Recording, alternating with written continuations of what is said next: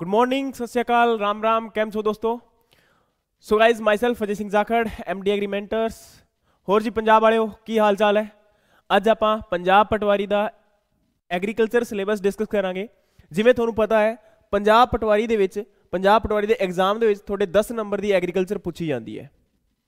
यानी कि अगर हम बात करते हैं तो 10 मार्क्स आपका अप्रोक्सीमेटली 10% एग्जाम का, यानी कि 8 to 10% अगर हम बात करें तो आपका एग्रीकल्चर से पूछा जाता है।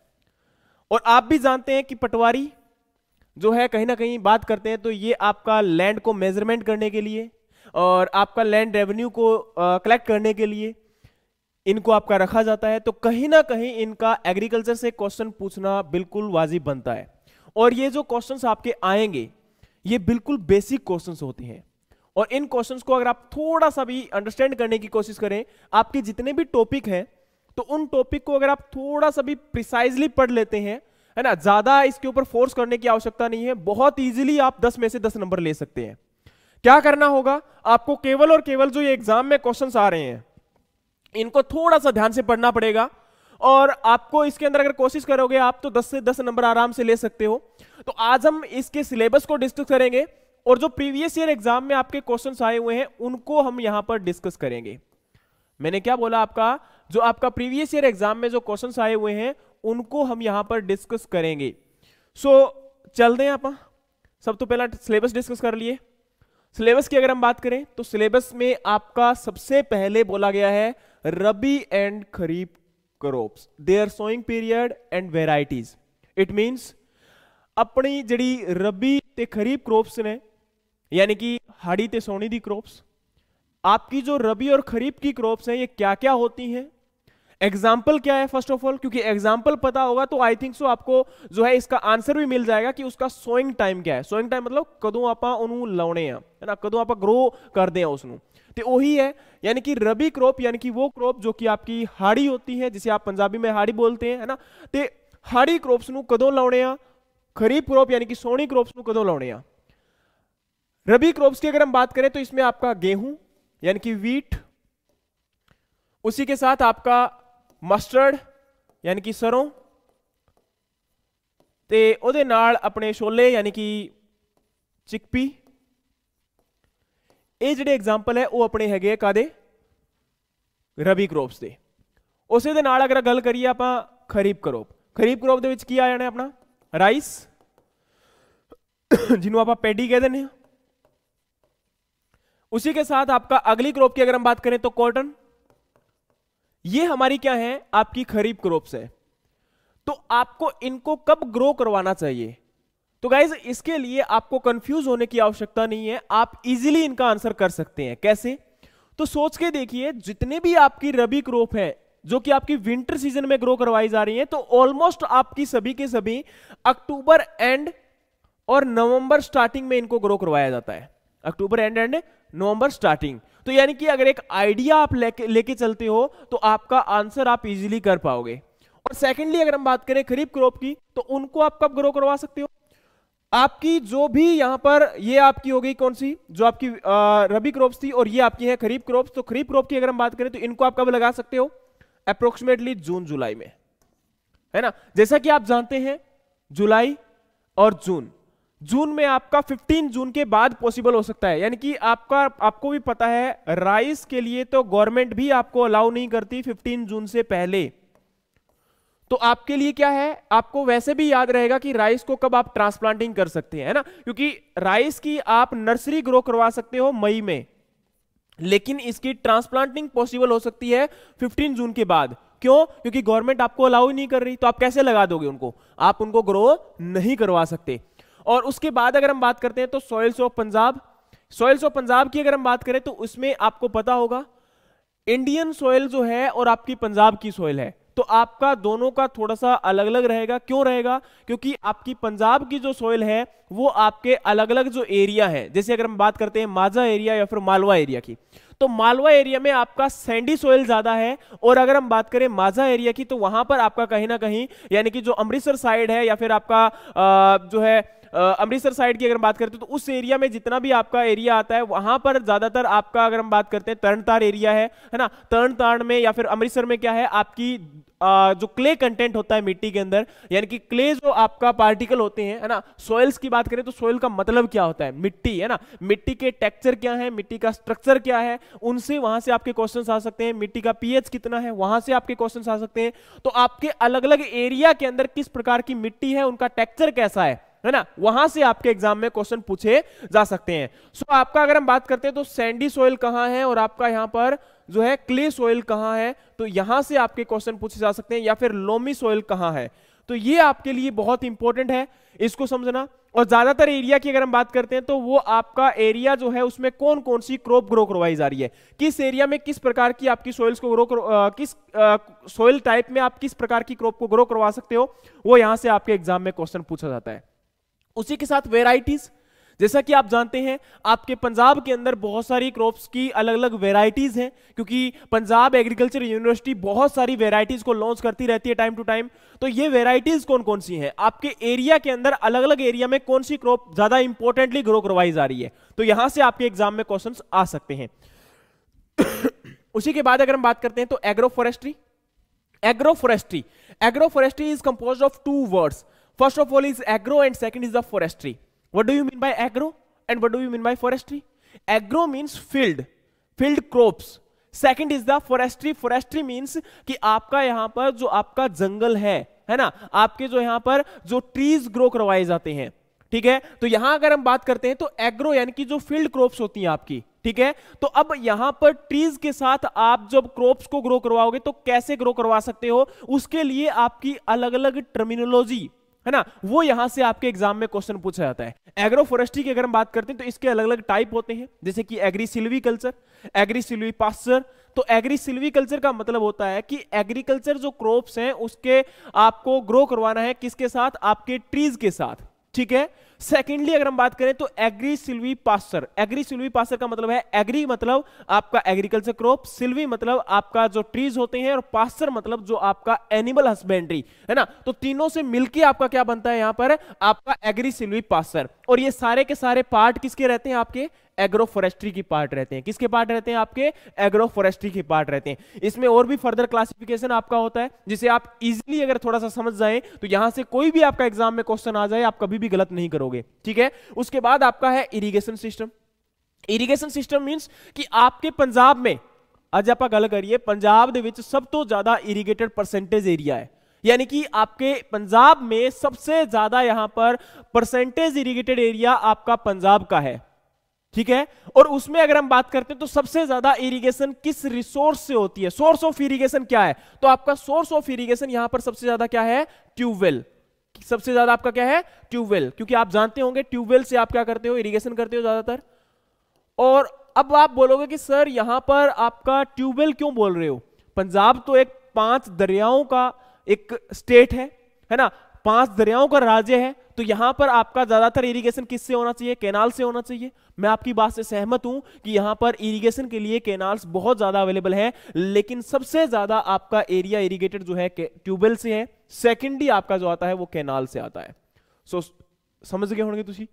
उस तो बाद आप गल करिए एग्रो बेस्ड इंडस्ट्री ते फूड प्रोसेसिंग। जिवें कि तुसी चंगी तरह जानते हो अपने फूड नू, अपने एग्रीकल्चर प्रोडक्ट्स नू आपां की करदे आ, आपां सब तो पहला फील्ड दे विचों खेत चों आपां घरे लैके आउणे आ, उदों बाद उन्हां नू आपां फील्ड चों मार्केट दे विच ट्रांसफर कर देने आ, या फिर आपां आप भी उन्हां दी प्रोसेसिंग करन दे अगर लायक हैगे हैं या फिर अपने कोले सोर्स अवेलेबल हैगे है ते आपां आप भी उन्हां नू प्रोसेस कर सकदे आ। या फिर उन्हां तो रिलेटेड फर्दर की हुंदा है, मार्केट चों प्रोडक्ट अपने मंडी ते जा वड़दे है ना। जैसा कि मैंने यहां पर क्या बताया कि आपके जो प्रोडक्ट हैं वो आपके सबसे पहले आप फील्ड से मार्केट में लेके जाते हो, मार्केट से उसको क्या होता है अलग अलग इंडस्ट्री में लेके जाया जाता है।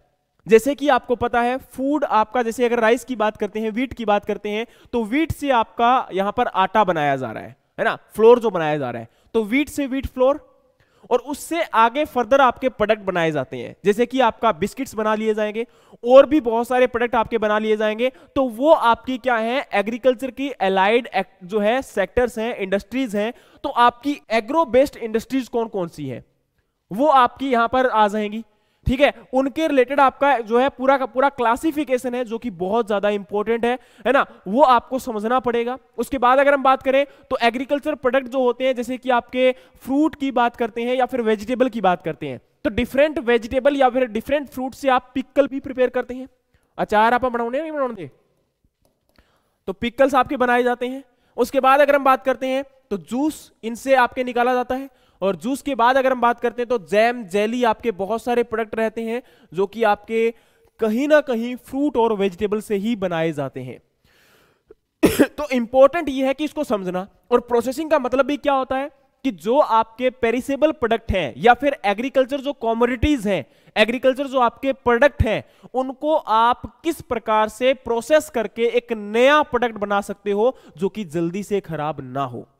सो गाइज ਇੱਥੇ मैं की किया भी अपने ਜਿਹੜੇ एग्रीकल्चर प्रोडक्ट है उन्होंने ਆਪਾਂ ਕਿਵੇਂ ਇੱਕ ਸਿੰਗਲ ਫਾਰਮ ਚੋਂ ਆਪਾਂ ਦੂਜੀ ਫਾਰਮ ਦੇ ਵਿੱਚ ਕਨਵਰਟ ਕਰ ਸਕਦੇ ਆ, ਤੇ ਉਹਨੂੰ ਕਨਵਰਟ ਕਰਨ ਤੋਂ ਬਾਅਦ ਉਹ ਆਪਾਂ ਨੂੰ ਕਿਵੇਂ ਹੈਲਪ ਕਰ ਸਕਦੇ ਹੈ ਜਾਂ ਫਿਰ ਆਪਾਂ ਉਹਨਾਂ ਨੂੰ ਕਿਵੇਂ ਕੰਜ਼ਰਵ ਕਰ ਸਕਦੇ ਆ ਲੌਂਗ ਟਾਈਮ ਵਾਸਤੇ। ਜਿਵੇਂ ਕਿ ਤੁਹਾਨੂੰ ਪਤਾ ਹੈ ਅੰਬ ਆਪਣਾ ਮੋਸਟਲੀ ਆਪਾਂ ਨੂੰ ਅਵੇਲੇਬਲ ਹੋ ਜਾਂਦਾ ਕਦੋਂ, गर्मियां के सीजन से। लेकिन हुण जे किसी ने सर्दियों च खाना है, फिर जे आपां ओदा की करिए अचार बना लीए, फिर आपां नूं वो अवेलेबल हो सकता है। आप गर्मियों च भी खा सकते हैं, सर्दियों च भी खा सकते हैं, अगे आने वाले टाइम च कदों मर्जी खा सकते हैं। उस तरह अलग अलग प्रोडक्ट का अलग अलग प्रोसैसिंग करके आप की कर सकते हैं, different product they which convert कर सकते हैं। सो अपना की है वो फूड प्रोसैसिंग इंडस्ट्रीज आ जाएंगियां। उसके बाद हमारा है हार्मफुल और फ्रेंडली इंसैक्ट। जिवें कि तुहानूं चंगी तरह पता है अपनी क्रॉप्स दे विच डिफरेंट तरह के अलग अलग तरह के बहुत ज़्यादा अपने इंसैक्ट अटैक करते हैं। वीट ते अलग करते हैं, अपने राइस ते अलग करते हैं, कॉटन ते अलग करते हैं। अब अगर हम यहां बात करते हैं कि आपके इंसेक्ट फ्रेंडली कैसे होते हैं और हार्मफुल कैसे होते हैं, तो यहां जो आपके फ्रेंडली इंसेक्ट वो होते हैं जो आपकी हेल्प करते हैं किसी ना किसी प्रकार से, और जो आपके हार्मफुल इंसेक्ट जो होते हैं वो होते हैं जो आपको किसी ना किसी प्रकार से नुकसान पहुंचाते हैं, आपकी इकोनॉमिक स्टेबिलिटी के लिए बहुत ज्यादा हार्मफुल है ये। सो गाइज इत्थे आपां गल करिए ते हार्मफुल इंसैक्ट दे विच किहड़े आ जाणगे, जिवें राइस दे विच आपां गल करिए ब्राउन प्लांट हॉपर, ठीक है, या आपां गल करिए कॉटन दे विच, तो कॉटन दे विच आपां नूं पता है भी अज आपां बीटी कॉटन ला रहे हैं। बीटी कॉटन क्यों लगाते हैं? बीटी कॉटन इसलिए लगा रहे हैं हम क्योंकि यहां पर बीटी कॉटन जो है वो आपका कहीं ना कहीं प्रोटेक्ट करता है किससे? आपका इंसेक्ट से। और कौन से इंसेक्ट से? अमेरिकन कॉटन बॉलवर्म, है ना। जो कॉटन बॉलवर्म है यहां पर वो बहुत ज्यादा अटैक करता है। या फिर आपका अगर हम बात करें तो अमेरिकन कॉटन बॉलवर्म के साथ मेनली जो रीजन था उसका कारण क्या था बीटी कॉटन लाने का, वो आपका पिंक बॉलवर्म था, ठीक है। तो पिंक बॉलवर्म और कॉटन जो आपका बॉलवर्म है उसके अटैक से बचाने के लिए हम क्या करते हैं, यहां पर बीटी कॉटन प्रिपेयर करते हैं। अब बीटी कॉटन क्या है? बीटी कॉटन के अंदर क्या होता है, बीटी जो वर्ड आपका बन रहा है यहां पर, तो उस बीटी का मतलब है बेसिलस थ्रूनजेंसिस, जो कि एक सोयल बैक्टीरियम है। मिट्टी से एक बैक्टीरिया लिया गया है जो कि यहाँ पर क्या होता है, बेसिलस थ्रूनजेंसिस। अब उससे आपके जीन लिए जाते हैं, क्राई1AC और क्राई2AB। उन जीन को आपका इनोकुलेट किया जाता है। आपके जो कॉटन का सीड होता है उसमें आपका यहां पर क्या है कि इनोकुलेट किया जाता है किसको, यहां पर आपके बीटी जीन को। और उन जीन को इनोकुलेट करने से यह फायदा होता है कि जैसे ही इंसेक्ट ये इनको खाता है तो वो उसके ऊपर अटैक करते हैं। किस प्रकार से? ये नहीं कि हमला बोल दिया, प्रेडेटर की फॉर्म में नहीं, यहां पर ये उनके जो है ऊपर अटैक करते हैं, तो उनके लिए एज स्टोमक के ऊपर पॉइजन के फॉर्म में इफेक्ट करते हैं, उनके स्टोमक में जाके इफेक्ट करते हैं, तो वो आपका बाद में पत्ते को खा नहीं पाते हैं, जिसकी वजह से उनकी डेथ हो जाती है, ठीक है। तो यहां पर ये क्या है कि आपका हार्मफुल और बेनिफिशियल इंसेक्ट की बात की जा रही है। तो हार्मफुल इंसेक्ट जो होते हैं वो इस प्रकार के हैं, जैसे पिंक बॉलवर्म है, आपका कॉटन बॉलवर्म कोई भी हो सकता है, आपका राइस का ब्राउन प्लांट ऊपर है, तो ये आपके हार्मफुल इंसेक्ट हैं। अब फ्रेंडली इंसेक्ट क्या हो सकते हैं? हनी बी, जिवें तुहानूं चंगी तरह पता है हनी बी अपना शहद बनाउण दे विच काम आउंदी है। ਉਹਦੇ ਨਾਲ 80% ਜਿਹੜਾ ਫੂਡ ਆਪਾਂ ਪ੍ਰੋਡਕਟ ਜਿਹੜਾ ਪ੍ਰੋਡਿਊਸ ਹੁੰਦਾ ਹੈ ਵਰਲਡ ਦੇ ਵਿੱਚ ਉਹ ਟੋਟਲੀ ਡਿਪੈਂਡੈਂਟ ਹੈ ਕਾਦੇ ਤੇ? हनी बी ते। यानी कि वर्ल्ड का 80%, सॉरी हनी बी, ये गलत रहेगा, हनी अकेला बोलना, हनी बी, क्यों? क्योंकि हनी बी जो है वो जब पोलिनेशन में हेल्प करती है तभी आपका पोलिनेशन जब होगा तो उसके बाद यहां पर पोलिनेशन का मतलब क्या होता है कि pollen transfer from one plant to another plant. एक प्लांट से आपका जब पोलन ट्रांसफर होता है दूसरे प्लांट पर उसे आप बोलते हैं पोलिनेशन। तो पोलिनेशन में हेल्प कौन कर रहा है? यहां पर इंसेक्ट हेल्प कर रहे हैं। सो गाइज समझ से आया? उस तो बाद आप गल करिए तो कंट्रीब्यूशन ऑफ एग्रीकल्चर, यानी कि एग्रीकल्चर का क्या कंट्रीब्यूशन है किसमें? आपके इकोनॉमिक डेवलपमेंट में। इकोनॉमिक डेवलपमेंट मतलब आपका एग्रीकल्चर से, क्योंकि अगर हम पिछले सालों के अकॉर्डिंग देखते हैं या फिर आपका पैंडेमिक सिचुएशन थी आपकी कोविड-19 की, उसमें केवल और केवल आपको पता होगा एग्रीकल्चर सेक्टर ऐसा था जिसमें ग्रोथ हुई थी अप्रोक्सीमेटली आपकी 3.5%। तो बहुत इंपॉर्टेंट है इस बात को समझना कि एग्रीकल्चर सेक्टर कितना कंट्रीब्यूशन कर रहा है आपके इकोनॉमिक डेवलपमेंट में, चाहे वो आपके स्टेट की बात हो या फिर वो आपके इंडिया कंट्री की बात हो। तो दोनों के रिस्पेक्ट में इसको देखना पड़ेगा। उसके बाद हमारा है institution related to agriculture development. तो आपके पंजाब में या फिर इंडिया में कौन कौन से इंस्टीट्यूट हैं जो कि एग्रीकल्चर डेवलपमेंट में वर्क कर रहे हैं। और इसी के साथ यहां पर अगर हम बात करें तो एक छोटा सा पार्ट आपका ऑटोमेटिक ऐड हो जाता है। वो क्या? कि गवर्नमेंट की स्कीम क्या क्या है जो कि आपके एग्रीकल्चर को इंप्रूव करने के लिए ये यहां पर लाए हैं। तो ये गवर्नमेंट की स्कीम से आपके क्वेश्चन आ जाएंगे कि किस चीज से आपकी कौन सी गवर्नमेंट की स्कीम यहां पर एडिट हुई है। जैसे इरिगेशन सिस्टम की बात करते हैं तो उसमें आपकी प्रधानमंत्री कृषि सिंचाई योजना। तो नॉर्मली आपको बता रहा हूं सिंपल स्कीम है, ये नहीं कि पूरा आप डीपली जाके स्टडी कर रहे हैं, नहीं। अगर आप इनको नॉर्मली ऊपर से पढ़ते हैं, आप इनके बेसिक कॉन्सेप्ट को जानते हैं तो एग्जाम में आप 10 में से 10 इजीली मार्क्स ले सकते हैं। सो ये बात समझ में आई होगी आपको, ये पूरा का पूरा सिलेबस था। अब हम बढ़ते हैं इसके क्वेश्चंस की तरफ। सबसे पहला क्वेश्चन है द टर्म नेक्रोसिस। ये आपका प्रीवियस ईयर एग्जाम में आया हुआ क्वेश्चन है। इस क्वेश्चन को समझने की कोशिश करिए यहां पर कि द टर्म नेक्रोसिस इंडिकेट्स, शब्द नेक्रोसिस दर्शाता है, यानी कि नेक्रोसिस वर्ड से आप क्या समझते हैं, ये टर्म किस लिए है? Curling, atrophy, death of cell या ब्लाइट। देखो अगर हम बात करते हैं कर्लिंग का मतलब होता है मुड़ना, ठीक है। Atrophy, death of cell. Death of cell का मतलब क्या होता है? देखो यहां पर जब नेक्रोसिस होता है तो लीफ जो होता है ना उसकी जो सेल्स होती हैं वो डेड होना स्टार्ट हो जाती है। क्या होना स्टार्ट हो जाती है? डेड। तो जब डेड हो जाएंगी तो उसके अंदर क्या होता है कि ऐसा एक आपका इररेगुलर, आपका कह सकते हैं, या फिर इररेगुलर नहीं बोलूंगा लेकिन यहां पर वर्ड बोलूंगा इसके लिए कि इररिवर्सिबल ग्रोथ में आपका यहां पर काम हो जाता है। इररिवर्सिबल का मतलब है कि जो वापिस से ठीक ना हो सके। इस स्टेज में इसके पत्ते जो होते हैं, क्योंकि आपने कई बार देखा होगा आपके पत्ते ब्राउन होने के बाद वापिस ठीक भी हो जाते हैं, तो ऐसा कभी नहीं होगा। अगर नेक्रोसिस हो गया तो नेक्रोसिस का मतलब है कि वो डेथ हो रहा है। और कौन सा डेथ है?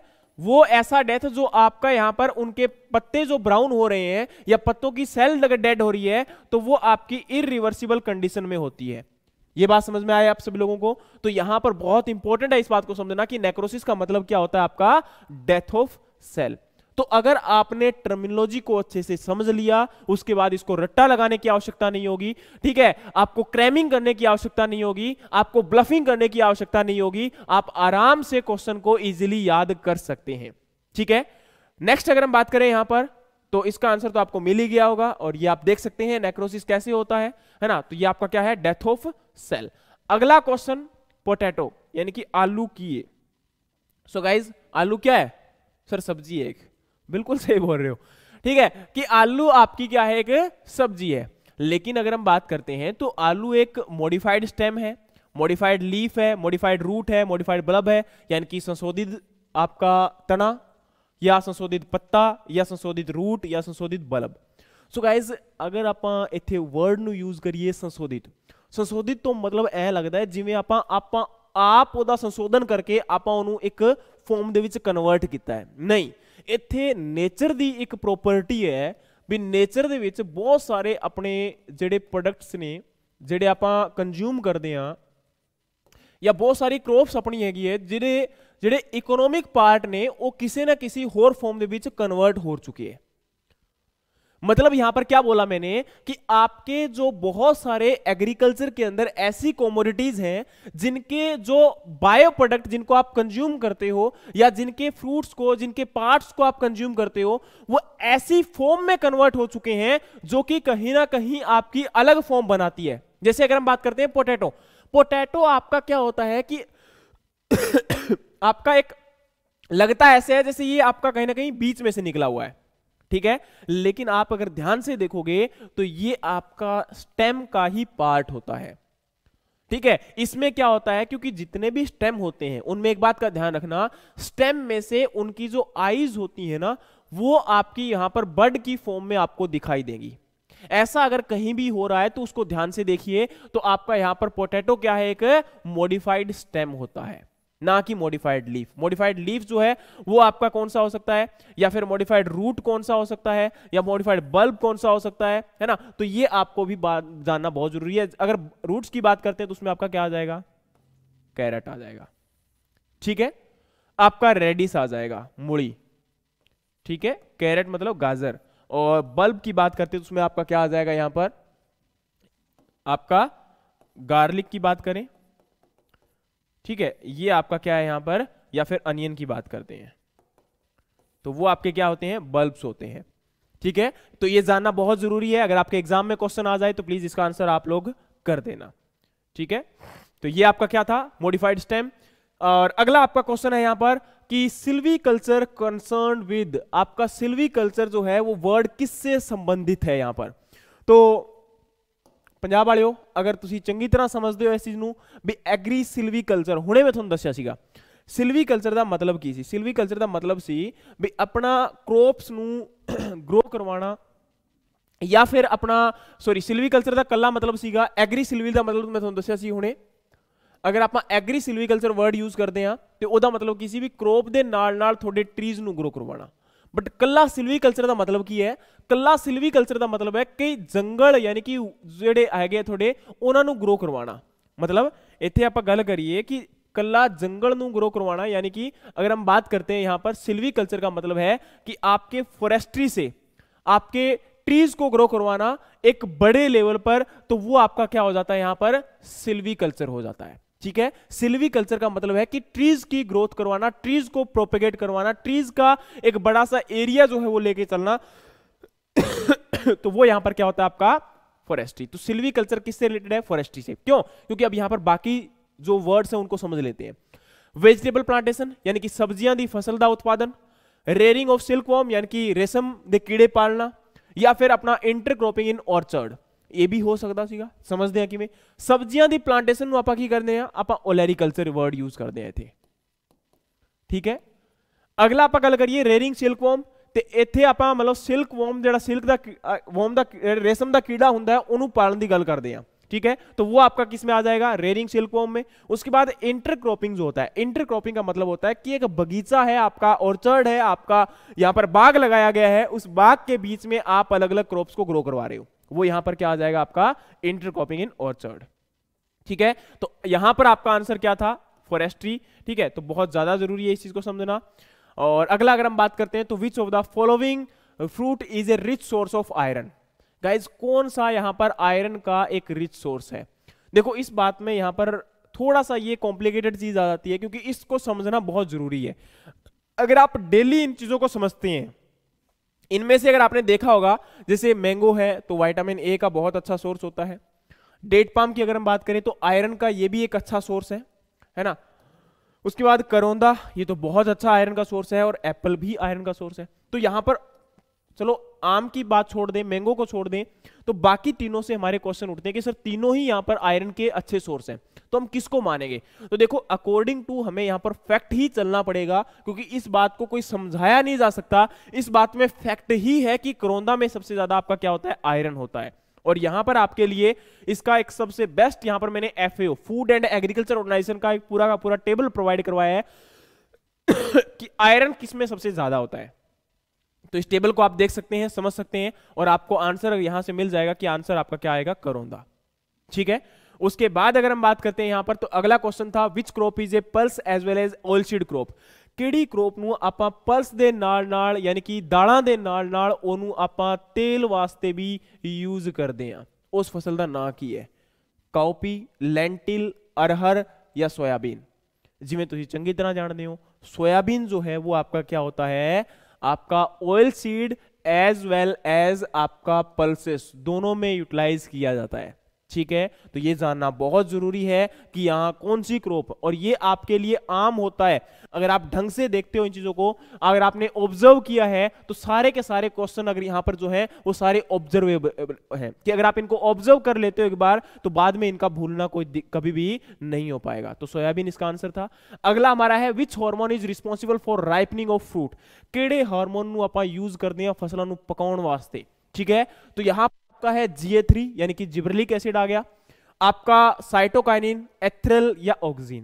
देखिए यहां पर ना थोड़ा सा कंफ्यूजन ये है कि सर यहां हार्मोन कौन सा आ रहा है, क्या कहानी आ रही है। तो जैसा कि आप जानते हैं देयर आर 5 हार्मोन, यानी कि प्लांट की ग्रोथ के लिए टोटल आपके 5 हार्मोन है।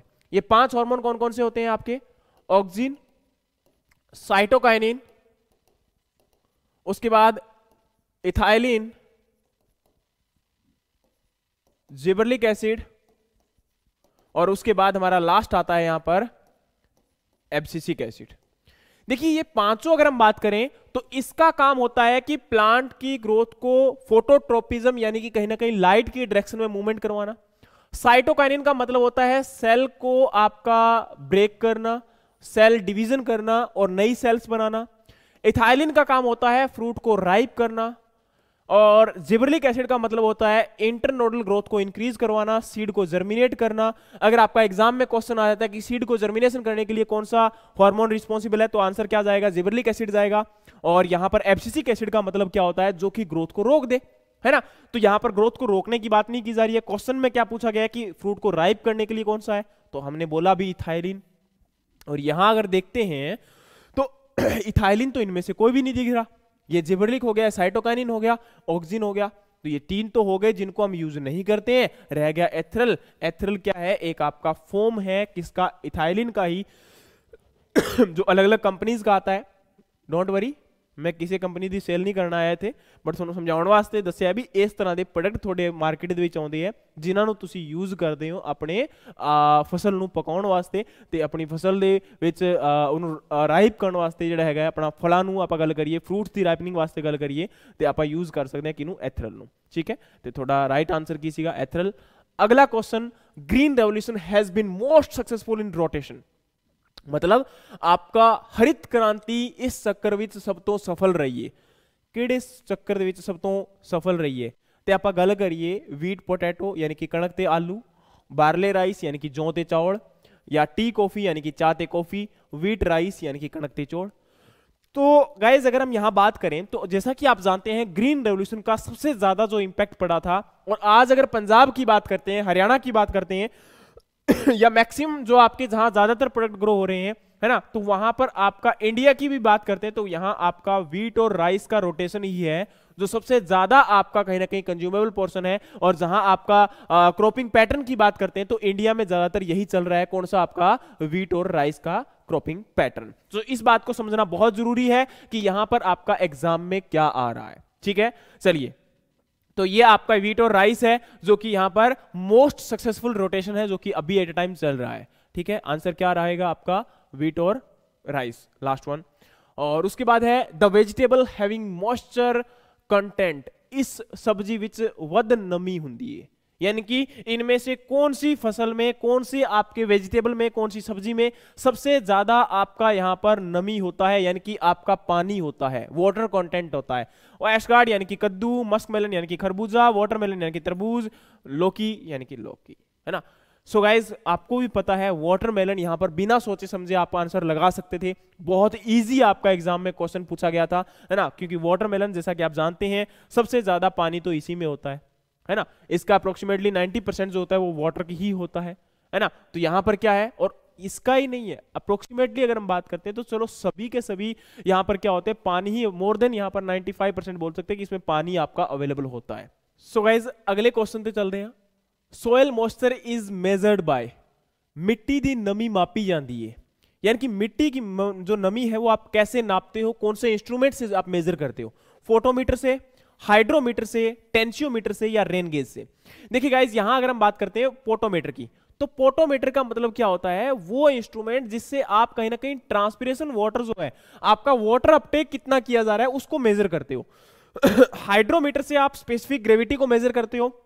टेंशियोमीटर से ही आप क्या करते हो, सॉइल मॉइस्चर टेंशन या सॉइल मॉइस्चर को आप मेजर करने का काम कर रहे हो। रेनफॉल जो है वो मेजर किया जाता है किसके द्वारा, आपका रेन गेज के द्वारा। तो आंसर आपको मिल गया होगा कि टेंशियोमीटर इसका आंसर रहेगा, कि टेंशियोमीटर के द्वारा आप क्या करते हो, यहां पर आपका सॉइल मॉइस्चर को मेजर करने का काम कर रहे हो। ठीक है, आंसर क्या जाएगा, टेंशियोमीटर।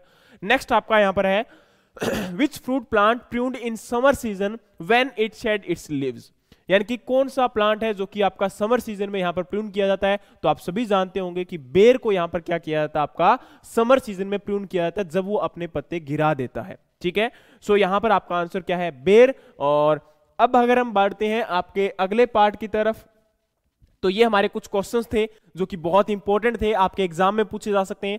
अब मैं आपके लिए कुछ एक पार्ट लेके आया हूं जो कि बहुत इंपॉर्टेंट है। मैं आपको समझा रहा हूं यहां पर कि किस प्रकार से, जैसे आप आपकी सोइल की बात करते हैं तो सोइल में किस प्रकार से आप समझ सकते हैं कि क्या पूछा जाता है और क्या हो सकता है। तो ज्यादा डीप में नहीं जानना। सोइल क्या है आप सभी जानते हैं, ये एक ऊपर की लेयर होती है, इसके बिना आपका प्लांट को प्रोपेगेट नहीं किया जा सकता। प्लांट को ये सपोर्ट भी प्रोवाइड करवाती है, प्लस ये न्यूट्रिएंट प्रोवाइड करवाने का काम करती है। ठीक है, उसके साथ सोइल स्ट्रक्चर की बात करें तो टाइप ऑफ सोइल स्ट्रक्चर क्या है, यहां पर प्लेटी, प्रिज्म लाइक, ब्लॉक लाइक, स्पाइरोडल, है ना। ये आपके अलग अलग टाइप के स्ट्रक्चर होते हैं। स्ट्रक्चर का मतलब होता है कि आपका अरेंजमेंट कैसा है, सोइल पार्टिकल आपस में कैसे जुड़े हुए हैं, that is the soil structure. ठीक है, और उसके बाद अगर हम बात करते हैं तो सोइल टेक्सचर पूछा जाता है। सोइल टेक्सचर क्या होता है, तो सोइल टेक्सचर क्या है, सोइल प्रोफाइल क्या है, सोइल कंपोजिशन क्या है, सोइल पीएच क्या है, सोइल फर्टिलिटी क्या है, सोइल प्रोडक्टिविटी क्या है। तो सोइल टेक्सचर का मतलब होता है कि आपका सैंड, सिल्ट और क्ले, इनका आपस में क्या प्रोपोर्शन है, एसएससी, है ना। तो स्टाफ सिलेक्शन कमीशन नहीं है ये, आपका क्या है, सैंड, सिल्ट और क्ले का आपस में प्रोपोर्शन क्या है।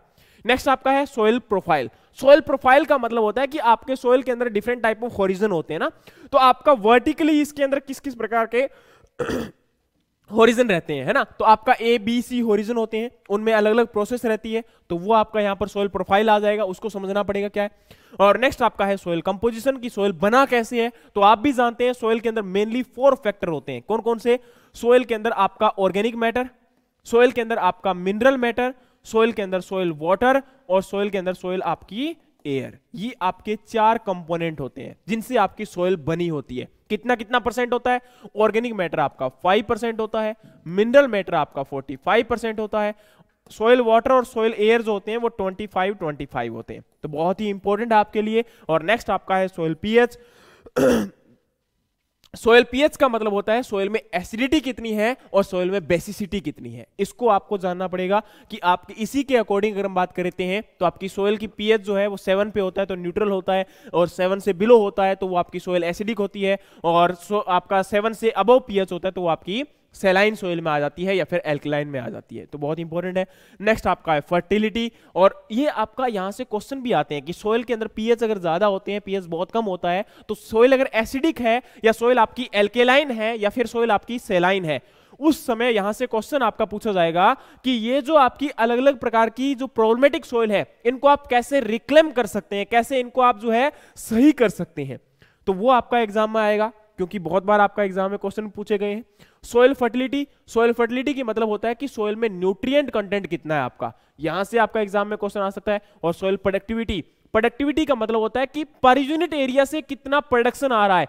तो आपको एक चीज ध्यान पता होनी चाहिए कि सारी की सारी फर्टाइल सोइल प्रोडक्टिव नहीं हो सकती, लेकिन सारी की सारी प्रोडक्टिव सोइल जो होंगी वो आपकी फर्टाइल होती है। कारण क्या होगा, क्योंकि प्रोडक्शन जो है वो केवल सोइल के न्यूट्रिएंट पे डिपेंड नहीं करता, ये आपके और भी बहुत सारे फैक्टर पे डिपेंड करता है, सोइल वाटर पे डिपेंड करता है, क्लाइमेटिक कंडीशन पे डिपेंड करता है, तो वो आपके लिए बहुत इंपॉर्टेंट है।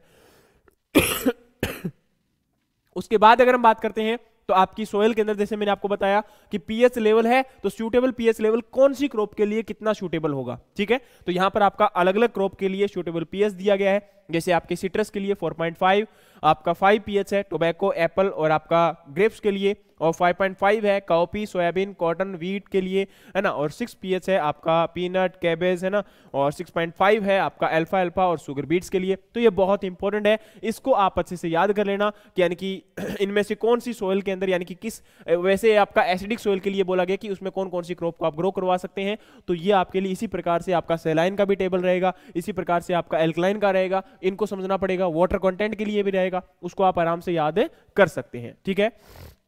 नेक्स्ट आपका एग्रो बेस्ड इंडस्ट्री, जिसे मैं आपको पहले समझा रहा था, एग्रो बेस्ड इंडस्ट्री, तो वही आपकी बात आ चुकी है कि अलग अलग टाइप के बेस पे इनको क्या किया गया है, आपका डिवाइड किया गया है ना। रिसोर्स बेस पे किया गया है कि फॉरेस्ट से आते हैं, मेरीन से आते हैं, या फिर आपका एग्रो बेस्ड से आते हैं, है ना। एग्रो बेस्ड को फिर आपका फर्दर डिवाइड कर दिया गया, agro processing unit, agro produce manufacturing unit, agro input manufacturing unit, या फिर आपका एग्रो सर्विस सेंटर, ठीक है। तो अलग अलग आपके यूनिट में डिवाइड कर दिया गया है। इनको आपका पूरा का पूरा समझना पड़ेगा कि किस प्रकार से क्या क्या चीजें होती है। तो पूरा का पूरा हम आपको क्लासेस के अंदर अच्छे से आपको डिस्क्राइब करवाएंगे इस चीज को, ठीक है।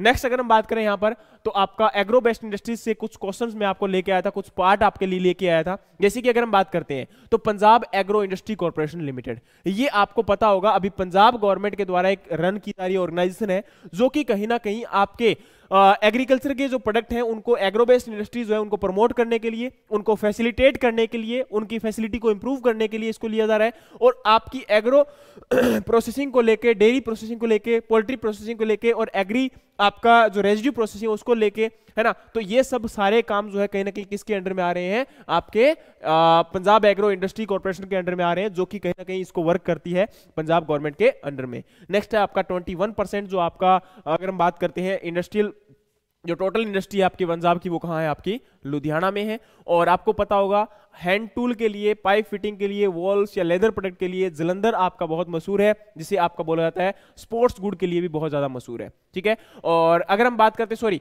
इसमें जलंधर जो है वो अगर हम बात करते हैं तो स्पोर्ट्स के लिए है, और बाकी जो ये आपका हैंड टूल है, पाइप फिटिंग है, वॉल्स का लेदर है, इनके लिए आपका यहाँ पर लुधियाना जो है वो बहुत ज्यादा फेमस है, ठीक है।